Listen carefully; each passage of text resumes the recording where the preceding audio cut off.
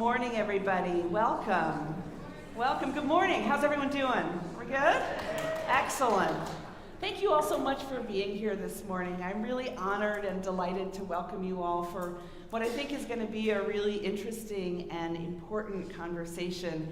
As you all know, and as you are all part of, colleges like ours are playing this crucial role in preparing young people for the future. And that's been true for years and years. But the future we're preparing young people for now is a really different one than what it was even just a couple of years ago. And it's also changing incredibly fast, societally, technologically, environmentally, economically, in so many different ways. And so I think we're all faced with this question of what does it mean for us to act as positive agents of change, positive agents of opportunity in this really rapidly changing time. We all, I think, as we think about supporting and leading colleges, spend time saying, oh yeah, we want to prepare students for the lives they'll lead 10 and 20 and 30 years from now. And then we take this deep breath, right, and say, well, what is it that they're going to need? What does it mean to do that well in societies that are changing as fast as ours are now? We think both about the individual opportunity for students and also about the collective opportunity that we have for society. And we wrestle with really important questions about what it means to do that work. So I'm really, really honored today and grateful to have this incredible panel of national leaders to talk with us about these issues that are so crucial to higher education and so crucial to our society and so crucial to our future. No pressure. Y'all good? Yes? Excellent. All right. People coming from many time zones to join us today. So you have the full biographies for our guests in your program, but I wanted to just say really briefly who you see in front of you this morning. This is Dr. Ivonne García. Dr. Garcia is the Assistant Vice President of Institutional Diversity, Equity, and Inclusion at Williams College. She's also played that kind of role at the Harvard Graduate School of Education, at the College of Webster, and at Kenyon College. So we are really delighted to have you with us this morning, Ivonne. Then we have Adam Falk. Adam is the president of the Sloan Foundation and also was president of Williams College. Welcome, Adam. We're so glad you're here. We have Shirley Collado. Shirley is the president and chief executive officer of College Track, which is an organization built around these questions of opportunity for students. She was also the president at Ithaca College, and she and I worked together a million years ago on the East Coast when we were deans, when she was at Middlebury. Then we have Sean Decatur. Sean is the president of the American Museum of Natural History, where I understand you get to see young people learning from much younger ages than we typically see at colleges as they ooh and ah over the amazing dinosaurs. And Sean was previously, as many of you heard yesterday, the president of Kenyon College. And then all the way at the end, we have Dr. Wayne Webster. Wayne is the interim president at the College of Webster and will be stepping into the presidency at Albion College in Michigan on the 1st of July. So welcome, everyone. We're so thrilled to have you.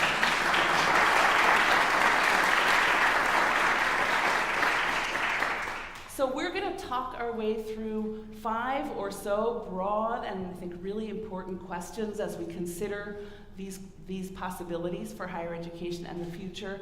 And we'll do that over the course of about 45 minutes or so, and then we want to leave some time to pass around the fabulous Whitman College question boxes to take a few questions from you as well. So be thinking about your questions as you go along.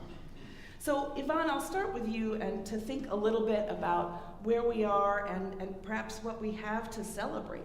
There are so many critics of colleges and universities these days. What inspires you about higher education and the role it can play for individuals and society right now? What a great question, Sarah. Buenos dias. I hope everybody has had a very good morning so far and that this panel helps you have an even better morning. So I really want to thank you for the introduction and for the opportunity to join this awesome panel. So we know that the demise of higher education, and more specifically of a liberal arts education, has been loudly and repeatedly foretold. I just returned to a small liberal arts college because of what you mentioned yesterday, Sarah, during your installation speech, the opportunity to learn from, work with, and teach the next generation of leaders who will tackle some of the most pressing and challenging issues in the history of humanity. In addition to the excitement that working for and with undergraduates represents to me, there are three main points that I want to leave you with today that I believe answer your question. The first one is who we must be. The U.S. is rapidly on the way of becoming what has been long-term a minority-majority nation. And while that impending change has partly fueled white supremacy and the significant increase in hate crimes that have been registered over the past several years, it also provides our institutions with what I like to term the imperative of leadership. As you pointed out in your speech, we at all our small colleges have the privilege and the responsibility of grappling with and trying to solve the most challenging issues that we face here in the United States and in the world. And we are doing so in a context where diversity is the lifeline to the future, both metaphorically and materially. The second one is who we are. Our institutions, where teaching and research go hand in hand, are also ideal locations for understanding that the science of bias is decades old, and that interrupting bias and racism need not be so-called divisive political stances, but imperatives that require us all to be competent in racial literacy and in the other cultural competencies that help build inclusive institutions, teams, and personal interactions. Y'all, it's not prophecy, it's science. As Ijeoma Oluo told a group of diversity officers at the recent National Association of Diversity Officers in Higher Education, the reason why detractors of equity target our institutions is because we matter. Our colleges and universities play significant, sometimes community-sustaining roles in our small towns. And these roles are not only key to the survival and the thriving of these locations and of these communities where we find ourselves located, but also our spaces are where dangerous ideas such as white supremacy, patriarchy, anti-Semitism, misogyny, and others find themselves increasingly challenged and denaturalized. They come for us because we matter, not because we don't. As Sarah was quoted as asking, do the actions of a small college matter? Absolutely, and now perhaps more than ever. And the third and last, y'all, is who we have been. Finally, right, what excites me about higher education is that it is the arena that has taken on the fight to make sure that when the U.S. Supreme Court in a few months overturns race-based admissions criteria, we don't turn back the clock of history. As Sarah said, all excellence requires diversity. And as Sean has noted, our institutions are key, you all. This is not, I'm your oracle today. And believe me, my friends know that it's very annoying, but I know I'm right.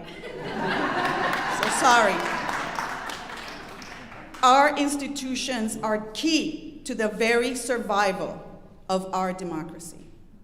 Diversity and democracy are inextricably, second language brain, linked. Institutions that fail to smell the café, as I like to say it, and ignore the path ahead, those institutions will end keeping company with the dinosaurs in the museum that Sean now presides. The imperative is for leadership at our institutions of higher education, the kind of leadership that you have here with Sarah at Whitman College, and that other presidents in this panel so illustriously represent as well. I am excited because the best is yet to come. And these small liberal arts colleges will lead us to the promised land. And it's not a promised land that is somewhere else, but it's a promised land that is here today and should be here now. Thank you.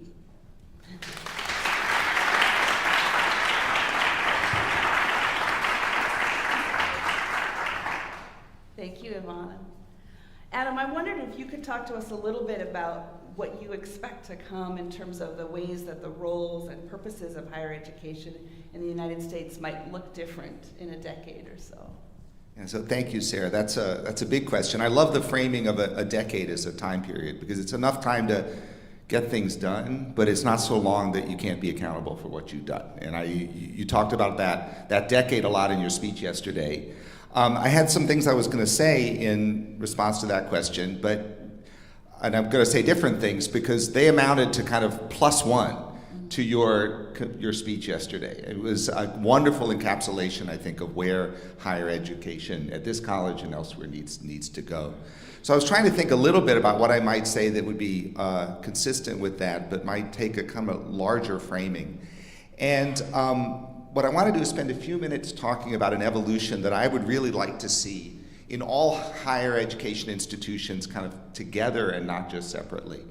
And that is a move away from thinking that we are competing with each other towards asking how relevant we are. And let me give a few examples of how I think that move, which I think really needs to happen, can play out. So the first example I would take is the way we attract students to our institutions. I mean, that has been framed as kind of the allocation of a private good, right? We are, if we're very competitive institutions for admission, how do we allocate that precious slot as institutions and colleges? We don't just build classes, but we go and compete for students. I remember when I was at Williams, the board was very interested in how are we competing against Amherst.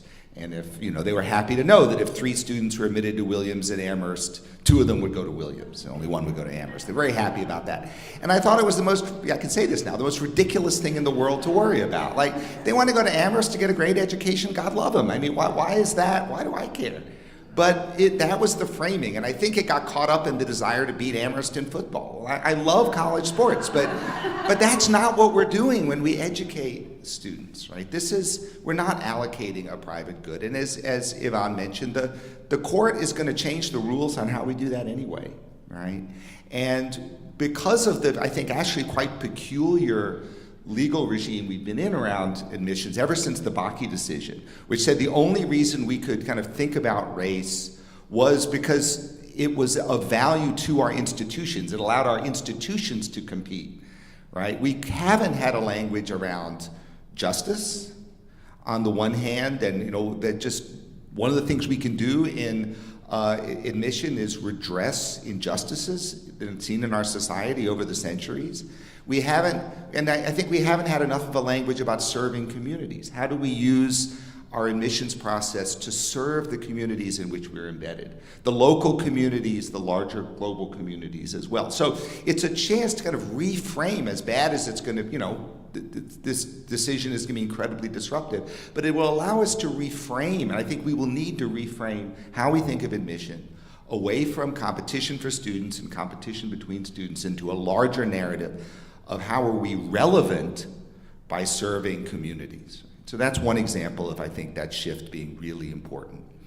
The second is kind of what is the education for the students, right? Again, and I will say this has been a bipartisan bad way of talking. It's about making our students economically competitive. How are we going to send our students out so they're economically competitive?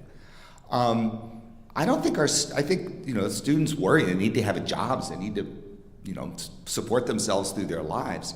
But I think what our students are much more deeply interested in is how will they be relevant, right? Not how will they go out in the world and win, right? And the question for us is not how do we prepare them to go out and win, but how do we prepare them to go out and make a difference, right? And how do we prepare them and they know this, right? They look at the challenges we face, right? That climate change and inequality, and these are not challenges that are going to be solved by the single smartest person, right? They're going to be solved with broad collaboration. And I think our curricula over these next 10 years need to evolve to reflect that, right? And they are already. I mean, our students come in and they're really interested in kind of interdisciplinary work. But I think we need to go beyond having, and again, Whitman I think is ahead of it, ahead of a lot of places in this, and this is not, but I'm speaking more broadly, go beyond thinking about how many students major in English. It was a big piece in the Times, the death of the English major. Can the English department compete for students? Well, why we would set up institutions in which departments where success was framed on how they competed for majors. That must be the English faculty over here. But rather, how does each department contribute to a relevant education? Right? That, I think, is the way we have to think about the framing of education. Again, not in a kind of zero-sum game, but about how do we produce students who are relevant, and how can every faculty member, every part of the institution contribute to that relevance, right? And the third place is just, I thought this year when the Harvard and Yale were pulling out of the medical school rankings that we were going to stick a stake through the heart of those. But I haven't yet seen what I wanted to see, which was like institutions like my old institution deciding they didn't want to be in those rankings. Those rankings, you can tell I don't like them. But what I will say is they're nonsensical, and they drive us, again, to this notion that we're competing with each other. I mean, what a crazy idea that, again, to take my old institution, that Williams and Amherst, success depends on some ridiculous magazine's idea of how some numbers add up to some ranking. And there's nothing in those rankings that's sensitive to the relevance of the education that students are getting. There's nothing in those rankings that speaks to the communities that are served by when you bring people to the campus. There is nothing in those rankings that speaks to our values about what our institutions are to be. And so the notion that we would be putting any effort into kind of cooperating with and sustaining that kind of terrible kind of distortion of what education is just terrible. So my last call to kind of anybody in this room who has any attachment to any institution is to reframe the way we think about higher education, the way we think about our fellow institutions, Whitman and all of the 1,000 other colleges like Whitman, as being part of one common purpose and not a kind of competitive landscape where we're trying to, that's the only way that we're going to be relevant. So from competition to relevance over the next 10 years, that's the reframing I'd like to see.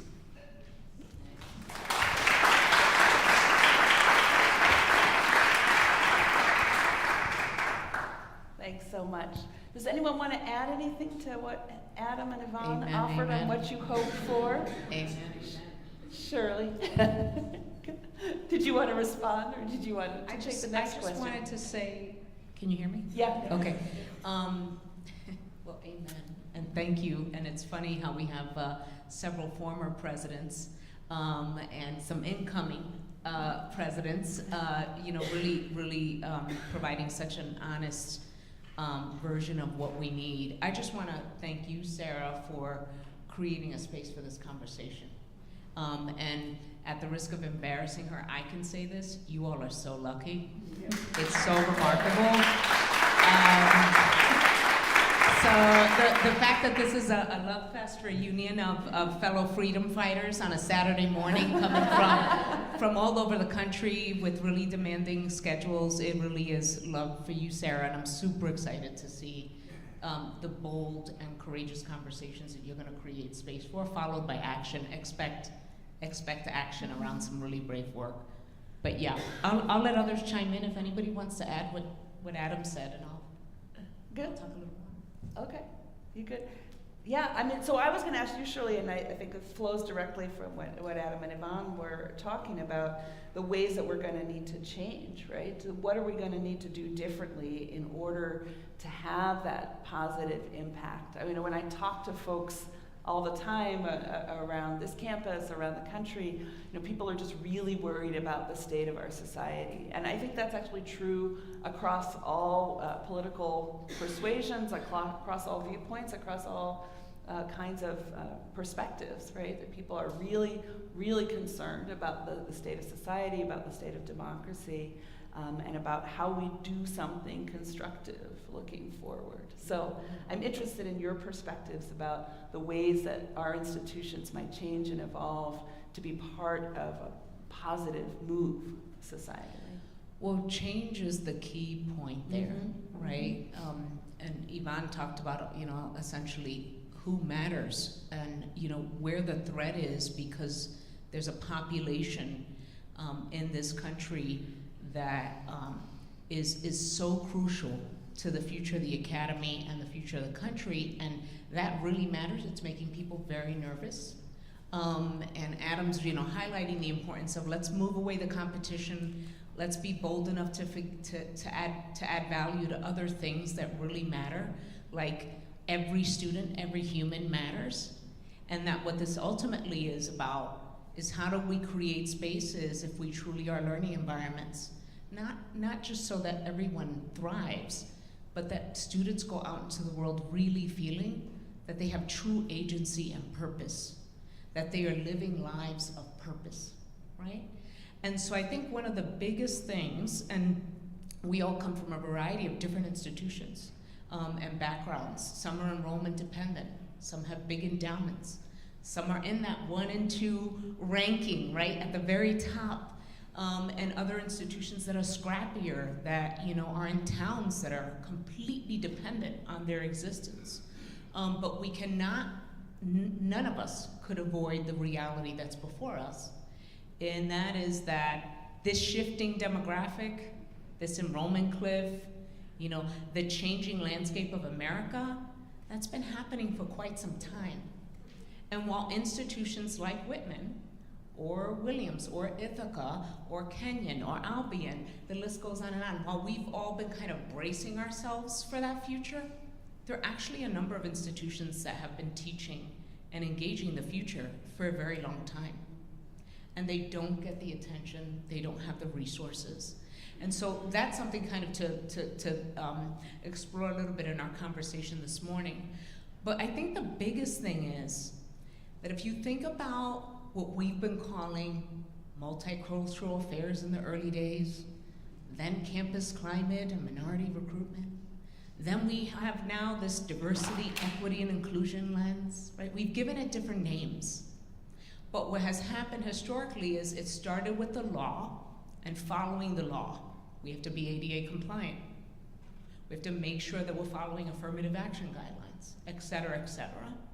And then we started figuring out, if you're gonna invite people in, we gotta worry about climate because not everybody's getting along. And then these students, they're asking for things.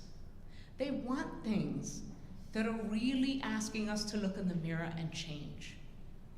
And even the most wealthiest institutions that have boasted increased number of Pell Grant eligible students, scholarships, no loans. They have been still institutions that have allowed that work to just sit at the periphery. And so when we think about institutions changing, and I can say this, I'll say this personally as a first-generation college student, as an Afro-Latina, as someone who has negotiated at every level of an institution what it means to be a person of color, and being in a space that wasn't historically created for people like me. What is astonishing is that in most places we're still treating students as if they're visiting us, and they're not actually allowed to change the house. So when you think about a house, and we're building a house and it's all great, and I wanna design it this way, and I like to eat this food, and I got my goose down comforter, and I have my curtains the way I like them. And then I think it's a really good idea to invite people in and enrich my environment. I might even go as far as to say, you're part of my family, you're part of my community, but I don't want them to change a single thing. And then they start asking, why can't I have the goose down comforter that you have? you know, and I like this, or I want this to be more colorful. The house is not enriched because I constantly want it to remain the same. And so the most crucial work moving forward, as I see it, is institutions have to deeply look in the mirror and say, so if we're evolving truly at every level, teaching, space, the environment, how we resource an institution, we have to absolutely do that understanding that we have to radically shift who we are. If we really believe that these students are assets, that they are important, we cannot remain the same. Everything by definition has to be disrupted. Even how we think about majors, how we teach, and who is in the classroom. Students cannot be what they don't see. All students, and what's great for a first-gen student is great for all students. What's great for a student who's on full financial aid is great for a student who's a full pay and parents writing the check coming in. It just by if mentors are good for incoming faculty, they're good for all faculty, right? And so that's the part, the lens that I think is so important, is the disruption of what has been there, and really understanding if you see the promise of those students, you're not doing them a favor. It's actually completely enriching the fabric of who we are. And so that means letting go of these things that are so artificial about what makes us valuable. Thank you so much. Yeah, Adam, did you want to respond?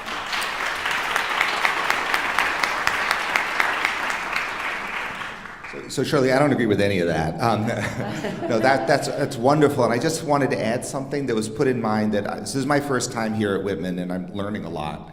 And one of the things that I saw yesterday was the deep engagement with the local indigenous communities. And you know, and what I saw within that is a capacity in this community that I think is really rare. I mean, it's clear that you have listened to the communities with whom you share this valley. Not imposed, like, how are we going to help you? But you have formed partnerships that came out of actively listening, actively asking, what kind of partnership do you want to have with us, right?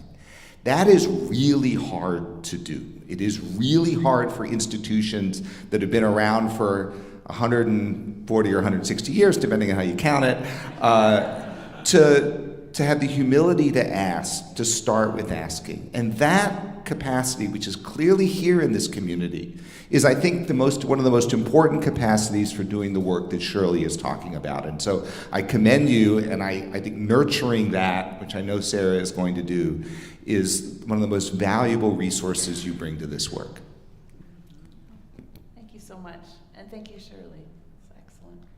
Sean, Shirley set up a conversation just at the end of her remarks about what we teach and how that intersects with these questions of who we want to be and the impact we want to make for the future. And I'm wondering what you think about those questions, what we teach, how we teach, and what's going to be particularly important in that academic space as we prepare students to contribute to the world.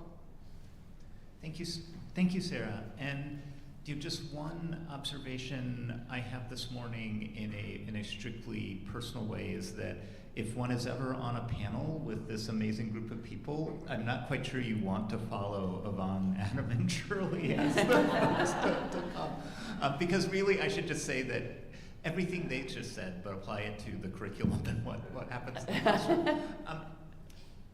I thought I'd start this by just thinking of reflecting a bit on what are some of the lessons in terms of curriculum, in terms of what we teach in the classroom, that we should be taking from the experience of the past 3+ years, where we've faced certainly the challenges of the COVID-19 pandemic. We faced the political disruption and political, not only political polarization, but a sense of a real, I think maybe the deepest threats to the future of democracy in my lifetime that I think we've seen. And of course, we are constantly reminded of the impending real existential crisis that's being brought upon by climate change, and we've just had increasing reminders of that.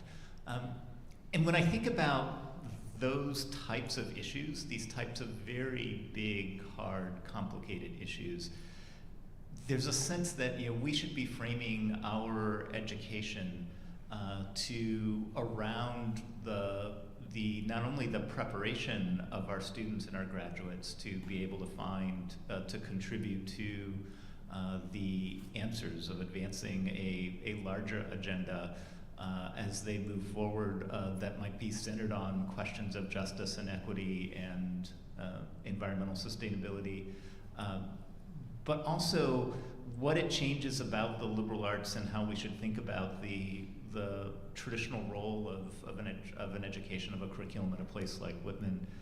And there's three things that come to mind in this. The first is that these big cross-cutting complex problems require thinking that comes from a variety of disciplinary perspectives, that integrates ideas across disciplines, that builds up a comfort level of being able to look at a problem from different perspectives, but also to have conversation and meaningful collaboration across disciplinary perspectives, that also recognizes different types of expertise and knowledge, and so recognizes that what might be the traditional view of expert knowledge that's held in institutions like Whitman is important to complement with other types of expertise and other perspectives that come from folks who may have been historically excluded from the traditional academy, and forms of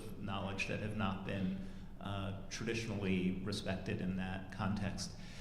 And that actually means rethinking, not in a sense of what do we kind of throw out of the curriculum, or what's the kind of new fancy thing that we need to add into the curriculum, but actually really thinking about how we foster a collective academic co-creation of what a good curriculum looks like that serves our students.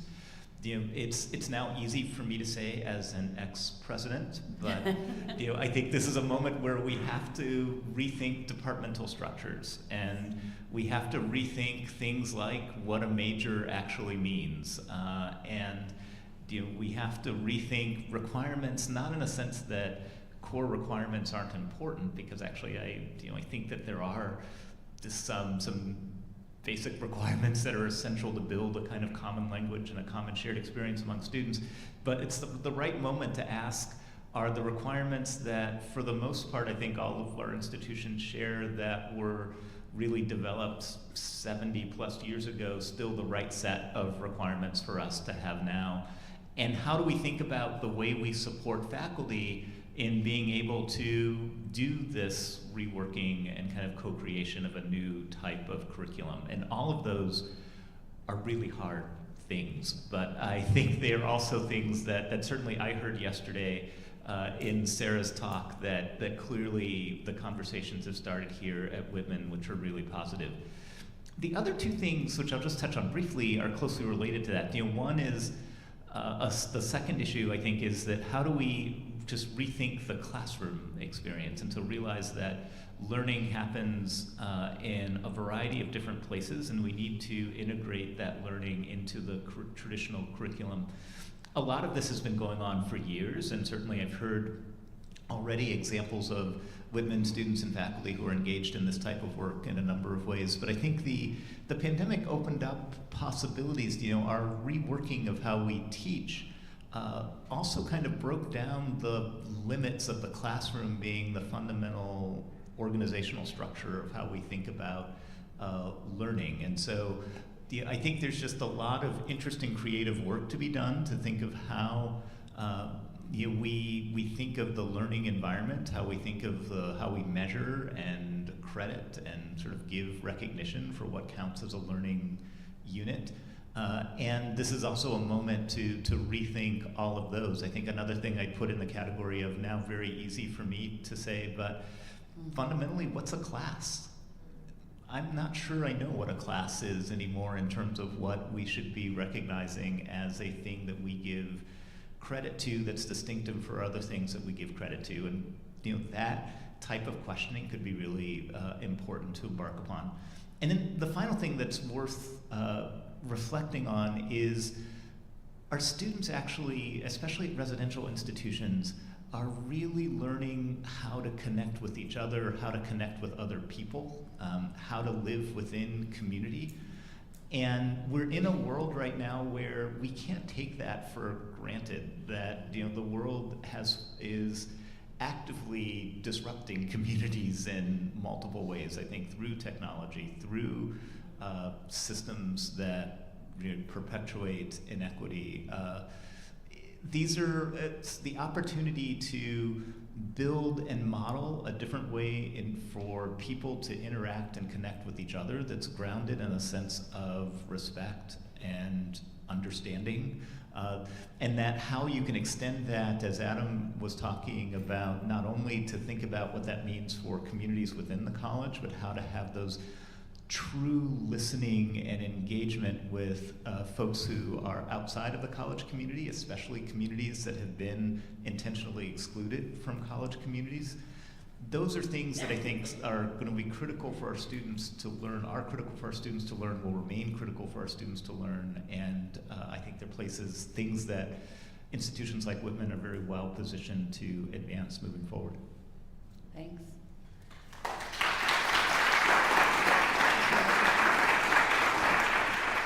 Ivonne, you want to respond, and then we'll pass to Wayne. Go ahead. Yes, so I wanted to kind of build on what Sean just said and talk about English. So I am an English professor by scholarship, by training, and I want to say two things. I want to say, one, that we need to re-examine who we teach about in English. English is with a capital E.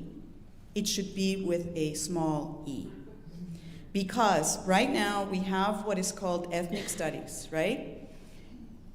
Do you know how many states are making ethnic studies illegal? Illegal. I am an Americanist. My specialty is 19th century US literature. When it was illegal to teach certain people, that was the 19th century. This is 2023. And we have states of the United States that have made it illegal to teach Latinx studies, to teach Africana studies, Asian American studies, indigenous studies. Our institutions, either under the E of English or under another umbrella, must protect and teach those areas. Because if you think that this is just some passing, right? Oh, some trend, this will change. It's the way that it was phrased at NADOHE, that I just talked to you about, the National Association of Diversity Officers, is when they come for these states, they're gonna come for you.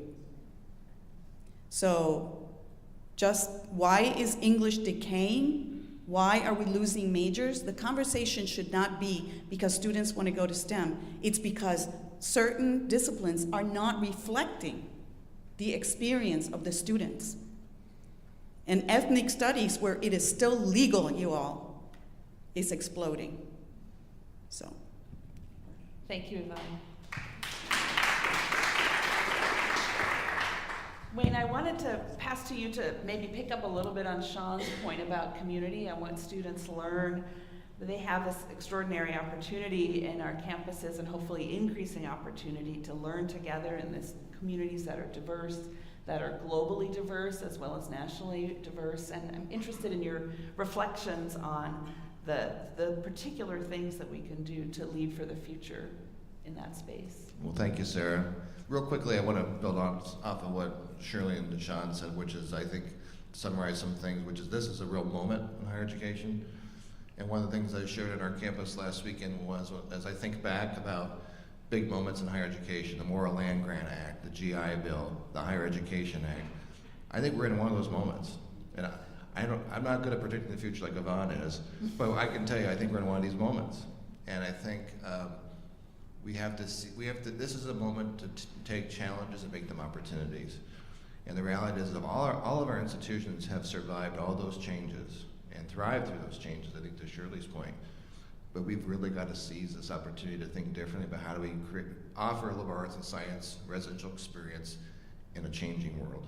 And that's always been our challenge, but it's always our opportunity too. So to your point, Sarah, about global identity. So for those of you who know Webster, we just renovated our student center. So when I think about global presence, we actually have in our campus, before renovation, we had flags of all 70-some countries of our current students represented, and we very intentionally, mostly through Sarah's leadership, but some of my colleagues here in the audience, it was really important that we continue that tradition when the building was completed, right? Not only because it's beautiful and cool and it's visually appealing, but because it really represents who we are as a community. It really represents this tradition we have of being a global community, and it's not just, and what's been interesting this year is those flags go back up. Some countries have changed, some countries have literally changed names, some countries have literally changed flags, and that's been an educational opportunity in and of itself. But as I look at those flags, I think about they represent different cultures, religions, beliefs, structures of government, decision-making models, and what that brings to our campuses, what those experiences bring to our campuses. And I think what makes places like Whitman, Webster, Williams, Ithaca, all of our institutions unique is that we embrace those differences. We respect those differences and lift them up, and we make that part of who we are in terms of how we deliver the mission and how we deliver that mission for our students. And we see those strengths, and we see those really additive to the learning experience and to the student experience. And I think it's important because we desperately need a world that's void of xenophobia. We desperately need a world that is void of that, and that views differences as an asset rather than a liability. We think about things we worry about. I really worry that we are 1 or 2 election cycles away from going back to isolationism as a country. And I think whether you're a historian or not, you know what happens when we become an isolationist country. It's not good, it's terrible. And so I worry about that, and it's important that our students have that perspective. And I also think about our students. I came from a rural background. A third of our students come from rural Ohio. In many ways, this is their first sense of real diversity generally, but specifically with global diversity, and the opportunity to have classroom experience with students with beliefs and cultures different than themselves, the opportunity to live in a congregate setting in the community that's built through that is so important, and what they then take back to their communities is vital. But I think even more importantly in some ways, because we represent rural communities like Walla Walla and Albion and Washington and Worcester and Williamstown and Gambier, we bring the world to these small communities in so many ways that benefit everyone, right? It's a learning opportunity for everybody. And particularly when things are hard, I think about Ukraine and Ethiopia and Sudan. We have students that represent those countries. They are part of our community. It's not just a headline on CNN, or it's not just a tag in terms of daily news. We have students who are intimately affected by what's happening in these countries, and our students understand that, our faculty see that, and that brings a sense of sadness, but also a sense of opportunity to support those students and opportunity to learn about those events through their perspectives.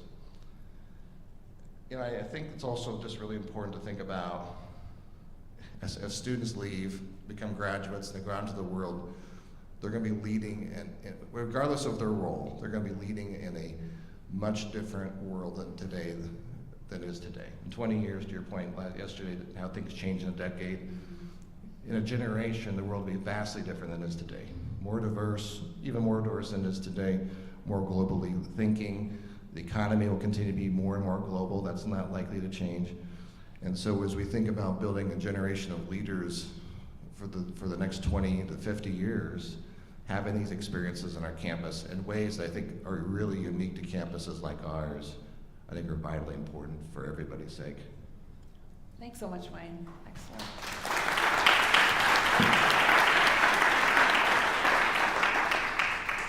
Does anyone want to respond to Wayne, or should we take questions from the audience? What do you think? Questions? Oh, go ahead, Ed. Actually, so there's so much to agree with, but I wanted to say something about our students and kind of this is a really hopeful thing. I mean, it kind of goes to, how they interact with all the parts of the campuses when I have 2 kids in college, and we all know a lot of college kids. And I'll keep this short, but I think the biggest difference between them and us is that when we bought a new piece of electronics, a VCR, what was the first thing we would do, right? We would open up the manual, and we would try to learn everything sequentially we were supposed to do to use that. Right? My kids don't know what a manual is. If you give them a thing, right, a new game, they just start playing with it. Right? They kind of work their way into an understanding experientially, right? And I think it is the most powerful thing that has changed in the way that students interact with, young people interact with the world. You know, I'm not always crazy about all the video games, but watching my kids do that, and realizing that that's what they bring to their experience in college, right? So that's what they bring in particular. I was thinking when Sean was talking to the curriculum, right? So we think of our curricula easily as being these sequences that just start here and you lay the groundwork and you do this. And I think one of our real challenges is going to be to rethink our curricula so there are many points of entry. Right? There are many ways for students at different times here to get into our departments, to engage with the things that we love and we think they need to know as faculty. And I think that this is totally consonant with the kind of interdisciplinary curricula that I think we're going to be developing, with the ways in which they're going to be engaging with the diversity on the campus. They have many points of entry to the communities that they're going to find here. And I think it can be helpful to us to kind of think about these 10 years as a response to that very hopeful change in who our students and who the young people are. Thank you so much. Oh, go ahead, Sean. Yeah, and if I could add on to that a bit, I think that we've had, and I should say especially my former institution, Kenyon, had for a long time, a very traditional view of what an undergraduate experience should look like. It should be 4 years, it should be residential, you should be between 18 and 22, and that's it, right? That's the experience. What we're finding, and I think that institutions need to catch up to the notion that there are many on-ramps onto an education. There are off-ramps to an education. There are off-ramps and then new on-ramps back on to that education. And that includes curricular. It means rethinking how the curriculum works. If you don't have a 8-semester lockstep sequence, you have to think more creatively about how people come in and out. I think that many of our students, as Adam was describing, are already there in their ability to sort of think a bit more flexibly of how they come in and out. It also, though, means if we are, or another way to think about this is that if we are really going to embrace having more diverse institutions, it also has to be recognizing that not everyone is going to start precisely the fall after graduating high school, and not everyone is going to finish 4 years later, and how the institution supports that in terms of different pathways through how you build flexibility into the curriculum, how you might begin recognizing things that, so it's not an off-ramp that's a complete break, but it's an off-ramp to an experience that actually feeds back into returning on the other end, and that we recognize that in some way. That's a pretty radical move for a lot of our institutions, and it's hard, not only because we've done things the same way for a long time, but it's also it begins to challenge the business model, the economic model of how our institutions work. It sort of gets to lots of really hard questions, but I think the future has to be in that direction of thinking of multiple paths in and out and returning, and what that looks like for a range of different students. I couldn't agree more, and to Adam's earlier point about, get rid of the competition noise. It's an incredibly urgent and exciting time, I think, for faculty in particular, along incredible staff who make these institutions run and possible, to really, just be bold enough and creative enough to shake things up, so that we are disrupting majors and departments, and it's not actually experienced as, you got a new president who's coming in, and there's this economic imperative that's coming from the top. But actually, if we center the decisions and the playing and the creativity and what's best for students, it really then blossoms out in a way that I think could be very transformative, very collaborative, really intellectually stimulating for colleagues across disciplines to have permission to play in a different way, to learn in a different way. I'm a social scientist, and we are of a generation where we are highly specialized in our fields. So the idea of kind of sticking our necks out and saying, you know what, maybe it isn't this canon in English, maybe it isn't the way that we think about running a lab in the sciences, maybe it's a 3-year bachelor's degree and not a 4-year, maybe it's place-based in that we're really doing a lot of experiential and pre-professional work with students in the environments that we're in and that we're situated in. That's the way, like, students they just don't compartmentalize themselves in these units. And I'm a fellow at the Carnegie Foundation for the Advancement of Teaching, and one of the things that we're going to be hitting, and Carnegie's been disrupting the classifications and really just admitting the unit, the Carnegie unit as it is defined, is broken and it does not work. I love that the foundation is looking in the mirror and saying, so let's think about it in a completely different way. And so I would just urge Whitman, while we're in this moment, as Wayne said, I think we are in a critical moment in our field, in our country, in our world, that you kind of give yourselves permission to really radically think about the future and activate it in ways that are really student-centered. One thing that I think is really important to underscore as we think about this demographic in our country, while people are wondering whether or not liberal arts colleges are valuable, whether or not being liberally educated is relevant, whether or not a bachelor's degree even matters. There are multiple articles just today on this topic. For first-generation college students from underserved communities, for Black, brown, and indigenous kids, for rural kids across all race, the bachelor's degree remains truly still a radical and political act. It is a game changer.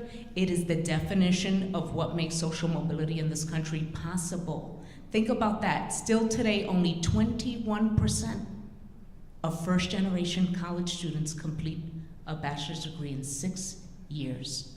21%. It is criminal. And liberal arts colleges need to be totally ahead of the curve on what it means for that population to actually be liberally educated in the most dynamic and amazing way, because these are the kids that also never get asked. Nobody turns to them. Their families do, their communities do. They matter. They have mentors, they have teachers, they have people who love and care for them.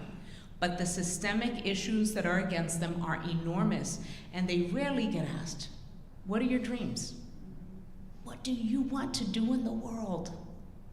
And they're swimming in this water. And so if we think about that possibility of how transformative the degree is, but make it relevant and make it really, really interesting, these are kids who are coming in who already have superpowers, because they've been navigating in waters that actually are traditionally completely built against their path to college and through college. And that's why I think these kinds of communities, Whitman in particular, could be remarkable, but not in the current traditional sense. That just isn't the future. It's just not going to work. Thank you, Shirley.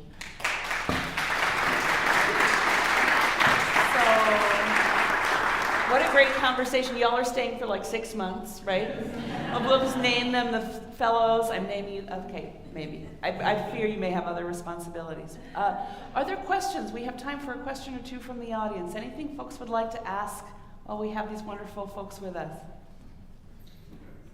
Yeah, I'm really intrigued by the comment. Wait, why don't you wait for the box? I think usually people can hear me. No, but we want to make sure the whole room can hear. Okay, thank you. Thanks. Yeah, I'm really intrigued by the comment you just made about the importance of the college degree, because on the other side, and I come from a business-oriented human resources background, we're really questioning the sort of default requirement of a job requisition that it require a college degree. Mm-hmm. Not every job requires a college degree, and that's it. So I'm just curious about the intersection of that, and if you have any thoughts on that. I'm sure other colleagues have something to say here. I think, so when you ask, when someone says, you know, college isn't for everyone, I always ask them, are you telling your child that? That's one. Okay, find out who they're talking about. Who's dispensable, who matters. And we are absolutely up against all this kind of horror and drama around AI and the future of business and the future of work. You don't need this, we can hire you without a degree. I think that's all very real. But when you look at the real impact that the degree has on social mobility with particular populations, it's actually, I mean, the data just doesn't lie. So I think there's an enormous opportunity to think about those populations of students who actually aren't typically thinking about a residential college like Whitman, a destination to have this kind of living and learning community that's super intentional. That actually, when you, and I know when we talk about training or pre-professional training, and I think, you know, business educators often kind of navigate these stereotypes about their existence. You know, we get scared. That kind of is in tension with what it means to be a traditional liberal arts community. And I just say, let go of that. It actually doesn't have to be tense at all. If you go to where Sean, I think, was going, which is just different ways of thinking about class and teaching and students being fully empowered to learn. The destination of making learning really fun and exciting, not for the purpose of a job, but really for the purpose of growing and living a purposeful life, I think that's where the magic is. And I think there's a bunch of students in America that we're constantly missing because we're just not asking them. And we're consumed by competition and rankings. And that just isn't the future, it isn't. And I just want to underscore something about the moment that we're in. Think about it. I said this before at a gathering, and it's not to be hyperbolic, it's just the truth, it's fact. We just went through and are still navigating a global pandemic. There was the rise of the Black Lives Matter movement, the unapologetic nature of a climate crisis, right? All of the things that have happened with our democracy and how vulnerable the rights of humans are on this planet. All of these things we've been navigating through. And we still have not gotten uncomfortable enough to say, this is a broken way of doing things. Let's revise it. We just collectively as a globe got through some of, the most historical things in our lifetime, yet we're kind of going back to business thinking it's gonna be all right. And I just ask, and our students, the most vulnerable ones, they still have not worked through this. So if all of those things, and there are many more, don't get us to actually shake this up, what are we waiting for next? What else needs to happen for us to understand that our students are asking, they're demanding something so different? So we have to listen to them. And by definition, what's good for students is sometimes very inconvenient for the grown-ups. Very, very uncomfortable for the grown-ups. And you know what? Like, students keep us honest. They show us the way. They always did. We were them. And so that's just a moment when I think about how urgent this time is. I'm so nervous and worried that people think this is still business as usual. It is not.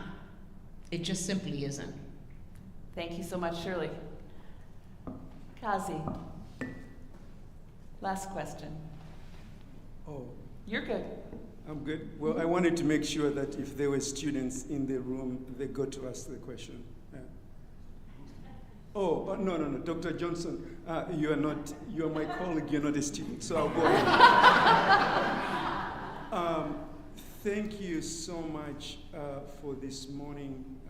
I see 250 years of wisdom among the half a dozen presidents. And Dr. Garcia, I know that's where you're going. I've got to a political question and an economic question. The first one inspired by Dr. Collado.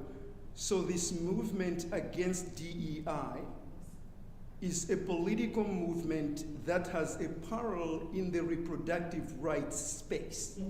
So the question is, in the educational sector, Are we simply reactive, or is there a way of countering this particular movement? And I'm talking political as in a rumble of politics, like real politics, not theoretical politics.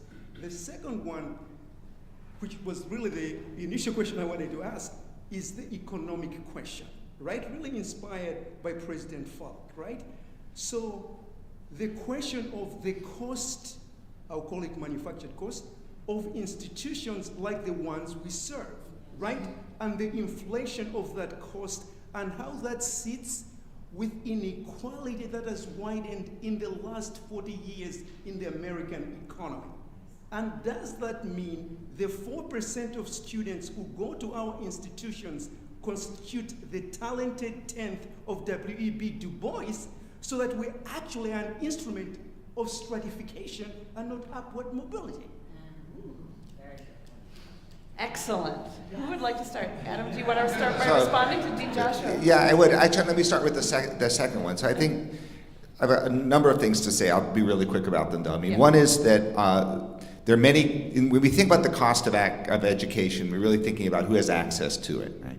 So a number of things can be true at the same time, right? One is that most students who get an education don't get it at a place like Whitman, right? Most students are getting them at public universities, particularly regional public universities. And there, the dynamic of cost is very different. It's not a high tuition, high need kind of model at all. There's high aid model at all. It's a relatively lower tuition, but almost no aid kind of model there. And so the way one thinks about cost in that sector, which dominates the question of access in the society as a whole, is maybe a little different from here. But there was actually an interesting article in the Chronicle of Higher Education this week, that said that the net cost of institutions like Whitman has actually not gone up over the last decade. That there's this narrative out there that the cost is skyrocketing. But if you net out for financial aid, institutions like ours have been doing actually a very good job of, relative to inflation, keeping costs down. In fact, they're a little lower than they used to be because of some softening of tuitions during the pandemic. And so I think the larger question of access goes beyond how much is the sticker price for our institutions, but can we get students through in 4 years so that they pay only a certain amount, that there's a limit to the amount of tuition that they have to pay? Are we responsive to the kinds of, to be flexible with respect to family circumstances? So I think Sean was talking about this, that may require students to structure their college education in ways that aren't kind of the traditional ones. And so thinking holistically about how our institutions can be and must be accessible to students to not only arrive but to finish is a larger conversation than just about the tuition cost. Thank you. Sean? Go ahead. No, thank you for that, for both of those questions. And maybe I might try to link them together a bit, because there is a sense at which the highly selective elite institutions, and I'm going to put Whitman in this category. I'm thinking the institutions that serve that, as you're describing, 4% or so of student population, have come to play an outsized role in the public imagination of what higher education is about. Like, this is what is seen as higher education. And I think if you even take the most elite slice of those institutions, they have become what's imagined of or representative of higher education in a way that's completely unrealistic. I think the Supreme Court case is a good example of that in some ways, in that the nuts and bolts of that Supreme Court case are relevant to a tiny number of institutions. The ramifications and the chilling effect and the change in national dialogue are destructive to everyone. But it's really when you look at kind of what the case is about in technical terms, it's about the handful of institutions that admit only 3% of the students who apply, right? It's so what that has done is create an opportunity for folks who are looking for a political bludgeon against elites to paint higher education more broadly as being a part of an elite culture that is increasing economic and political stratification by focusing on these institutions and ignoring the rest of higher education. And as a result, I think it's opened up, or what it ignores is that for really the past 40 years, states have gutted the state university systems across the country, and every state. You know, that some have done it worse than others, but I don't think there's a single state that has kept up with the needs of the regional institutions, the institutions that serve the greatest number of students. And that massive state divestment from the system that serves the most number of students has just been, I think, disastrous for our most vulnerable young people. And that's the piece that is, I think, from a political standpoint, a challenge. You know, how do we, at the same time, challenge the narrative that the elite institutions are